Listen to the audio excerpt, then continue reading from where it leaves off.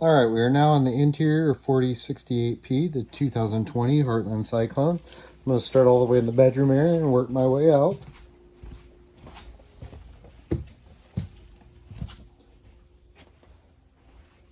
Okay, so in the bedroom area, you have storage in all your closets over here.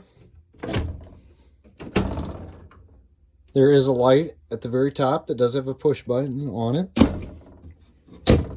Storage in the closet over here. And storage in the closet over here. This closet here does have washer dryer hookup if you ever want to add a washer dryer combo inside of here. And again, there is another push button light inside of here. It does have a TV, as you can see in here, but this TV will slide out of the side so you can view from your bed. Over here in the top corner, you're going to see a little green light and a little black push button. That is the amplifier for the air television antenna. You have to have that green light on, the button pushed in order for it to pull in good reception on all your televisions. You have your bedroom area over here with the bed. The bed does have a tip-up panel, and then there is storage directly below the bed. You do have windows on each side of the bed, and there are actually blinds that slide down here. They are tucked up right now, but there are blinds. If I could grab it here. That will come down on each side of the bed. There are switches for the lights above the bed. Directly in front of the bed, you have storage in all your drawers. There's a little fireplace up here. To the right of the fireplace, I put all the remotes in there for the fireplace and for the television. The television will actually, you can open this door here, grab this handle. You do have to give kind of a stout pull on it, but that TV will slide out so you can view the television from your bedroom, and I only have it pulled out partially. It will pull out farther. You have a giant window in front of your bed here, and some 110 outlets kind of throughout the bedroom area here. Some on the wall there, some over there. And I believe there's some over beside the bed also. You have your main light switch for the bedroom area. And then main thermostat for the bedroom area. This thermostat, you'll push the button here. You'll push it again, it'll say fan. You'll push it again, it'll say cool. You'll push it again, it'll say furnace. You push it again, it'll take it back to off. You will cycle to whichever setting you would like over here, and then use the arrow keys to select your temperature. You do have a pocket door that will close off the bathroom area for privacy. There is a little transport latch on the actual door here that you have to lift up and slide to the side in order to use the door. You have a nice size walk-in shower. Pretty self-explanatory on the operation of that.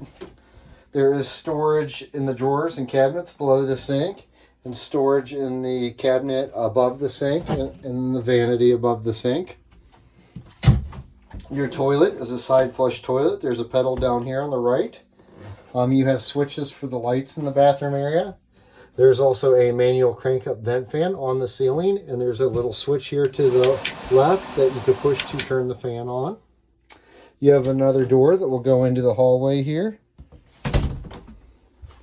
And then you have a door here to close off the bedroom area for privacy also. Moving down the hall here, you have storage in the little closet to my right. This light here does have a push button on the center of it to shut this light off. You have your smoke alarm up here, and then directly in front of that is going to be the air television antenna. Now this antenna is fixed mounted. It doesn't raise or lower, but it is directional. You can rotate the knob if you want to fine tune your channels in. Moving down the hall, you have another thermostat for heating and air conditioning. The main thermostat for the furnace, though, is actually controlled in the bedroom area. These will, I believe, show you the furnace option, but they don't actually control the furnace. The furnace is controlled from bedroom area only. Moving down the hall here, you have your main electrical panel here. The switch at the very top is for that inverter, the one that I talked about in the first video of basically the inverter will power the refrigerator as you're going down the road and keep your food cold. It will take 12-volt battery power and turn it into electricity and power the refrigerator. So anytime you want the fridge to be running going down the road, you need to make sure you have this switch on. These are all lighting switches here. These two switches here, they say vent open or close and fan on. That is for the fan in the in the kitchen area here. You'd have to be really tall to reach it without those buttons. There's a generator start stop switch here. If for some reason you haven't ran the generator in a while, you'll actually hold the stop button down. The button will actually illuminate. Hold that down for about 5 seconds. Once you hold that down, then flip over to the start position and the generator will start right up. You have a gauge here that will tell you how much fuel is in the generator and how much is in the fuel station if you push the button. There's quite a bit of fuel in the generator yet, but not much in the fuel station. The timer switch I was telling you about in my previous video is right here. In order to turn on your fuel pump on the outside, you do have to turn that on till the light comes on. Once the light's on, it's got a timer on it for 15 minutes. After 15 minutes, you do have to come back in and turn this switch back on again. The water heater down here. Now, like I say, this has been upgraded to an on-demand water heater. The on-demand water heater runs on strictly propane. So the only switch that is going to work on your water heater system is going to be this LP switch. This electric switch over here will do absolutely nothing for your water heater. Down here, these are tank level switches or buttons. You'll push this and it'll illuminate conditions of battery, fresh water, black water, gray water, and gray water too. This is the water pump switch. That's what I was telling you earlier.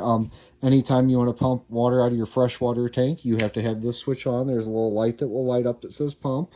If you're hooked up to the garden hose, you have the pressure of the garden hose, so you do not need that on. You have ceiling light switches, and then these are all exterior lights, driver's side, operator door side, and porch lights.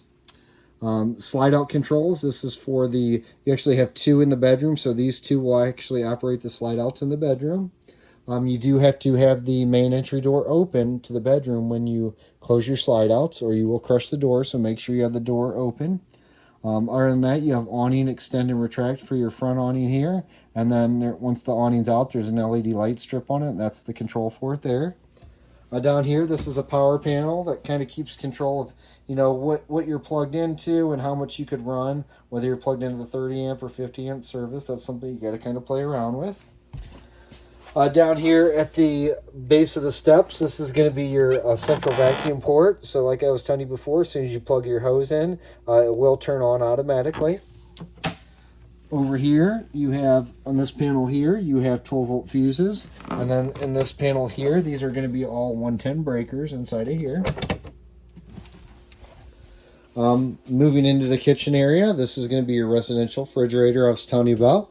It does have little straps on it to help keep the doors closed. But nice size refrigerator inside of here. There is storage in the cabinet directly above the refrigerator. Watch this guy again. In the kitchen area here, you have storage in all your cabinets and all your drawers down below here. Microwave's pretty standard and self-explanatory.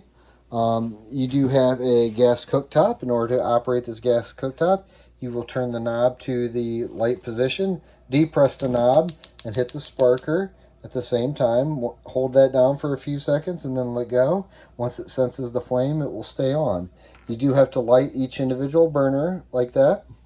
In order to light the oven, all you do to light the oven is you'll turn this to the flame position and depress. And while you're depressing, you'll see in the very back there, you see my pilot light lighting back there. Now you hold that down until that pilot light stays lit. Once it stays lit, you could turn the knob to your desired setting, and you'll see the bottom ring light up to cook in your oven. It does have a timer on it and everything also. Down here, there's a little dustpan. So if you want to just broom your floor, you could lift this up, and it will automatically turn the sweeper on and suck whatever you broom up to it in it. Lights down low here are going to have push button switches on them. The other lights up high will have main control switches for them. Your sink's pretty standard operation here. There is a little trash can bin here that you could just take the lid off and throw trash right down in there. Nice size couch area here. There are little tables on the sides that will swing around. These are removable if you don't want them in there. You have lighted cup holders and USB ports on the cup holders. The center sections of this couch will actually fold down, And there are USB ports and cup holders on that also. Seats in order to recline. There's little pull cords in these that you'll pull. This one's over here. But yeah, there's pull cords that you'll pull, and that will recline your chairs. But all the chairs across here recline. You have switches for your slide out lights. These are the ones on the side. And then this one here is the one up on the ceiling. There are little compartments on each corner over there for storage. And tons of storage compartments across the top over here. You're going to have, again, tons of light switches throughout this camper. You just got to kind of play around with them to see which ones control what. You got LED lights up top here. There's lights everywhere. You do have a Bluetooth soundbar that you can play music on inside or outside. And then you have a DVD player here for the large television directly above the dinette area. All the remotes for the TVs and radios and DVD players. These pins are to support the bed in the very back of the toy hauler area. If you want the top bunk to stay upright and just be able to control the lower bunk, you could actually pin the top bed up with these. You do use the lower bed to raise the top bunk up, but once it's up, you pin it, and then you can lower your lower bunk back down. This is the adapter cord that you requested to hook up to your vehicle. We put a starter kit in, all the basics to get you up and going. You have a 50 to 30 adapter for your shore cord, and then all the books and manuals that came with this camper also. Real quick, vents down low on the floor will be for heat. Vents up high in the ceiling, like these round ones, will be for air conditioner.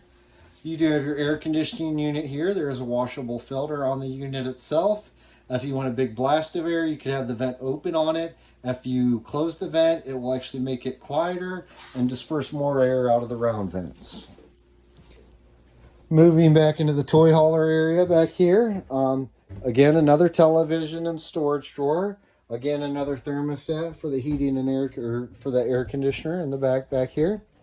Again, another side flush toilet and storage below the vanity. A little sink back here in the bathroom area. These do have doors that will fold back if you need extra room. These doors will swing around and latch in the top. Same thing with this door. It'll swing in and gain you a little extra room back here. If not, if you just want to use it for the bathroom area, you can leave it latched in the other position here, and it works as a bathroom area. You have a ladder to the top bunk area in the back here. And there is a crank up vent up top there and another fan up there in the bunk area. These are those directional vents I was telling you about on my outside video. In order to operate these, you actually grab the handle and pivot it to whichever side you want to open. Entry doors do have screen doors on them, so you could, leave your door open and let fresh air in if you'd like. There is a ladder to the top bunk back here, and this ladder will probably be stored underneath the top mattress for transport. And also down here, there's a table underneath the mattress that will go down into the pockets down here. Now, in the floor at the very back of this camper, there's a little door that opens. The legs for the table are in that the compartment in the floor, so that's where we got those stored. You do have fire extinguisher back here. Again, vents on the ceiling are going to be for air conditioner. Vents down low, like over there in the corner, will be for heat. There are numerous tie downs throughout here in case you want to pull side-by-sides or golf carts or motorcycles. You do have some storage cabinets up top there. There is a radio that will play music back here. And then again, a lot of these switches you'll just kind of have to play around with because it's for all the lighting and stuff for the most part. There is an awning switch for the side awning and an awning switch for the rear awning. And then over here you got bed lift switches. Those are for the bed lift I was telling you about just a second ago. If I hit the bed lift switch, you'll see it actually uses the lower bed to raise the upper bed. Once it comes in contact with the upper bed, it will raise the upper bed all the way up to the ceiling. Now, say you just want the lower bed down, or you just want to use the lower bed as seating. Once the top bed gets all the way up the little hole over there in the bottom, you'll put those pins in that I showed you on the kitchen table, and then lower the bottom bed back down, and you could have seating while the top bed stays all the way up top to the ceiling. Other than that, you got your doors, your glass doors on the back here. They do recommend that you leave the glass panels down for transport. So anytime you're driving, you should have all the glass panels to the lower position. And then there is another directional vent down there in the bottom. Other than that, that concludes my video on the interior of this camper. We appreciate your business and hope you enjoy your new purchase. Thank you.